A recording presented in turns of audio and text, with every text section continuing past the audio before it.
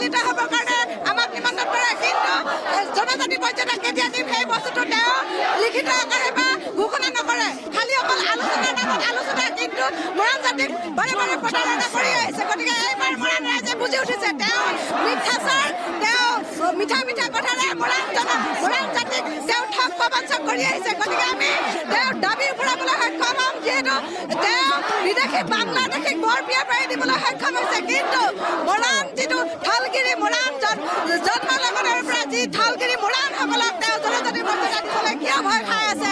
আজি প্ৰতিটো সময়ত আমাক ঠগ প্ৰবঞ্চনাৰে এইখন চৰকাৰে কৰি আছিলে, তাৰ প্ৰত্যুত্তৰ কিন্তু এইবাৰ মৰাণ ৰাইজে দিবলৈ সাজু হৈ আছে। আৰু আমি এটা কথা কৈছোঁ, মৰাণসকলৰ জনজাতিকৰণৰ অবিহনে আমি কোনো কথাই পাতিব নিবিচাৰোঁ। আমাক জনজাতিকৰণ প্ৰদান কৰক, তেতিয়াহে আমাৰ এই আন্দোলন স্থগিত হ'ব, নহ'লে কিন্তু এই আন্দোলন স্থগিত নহয়।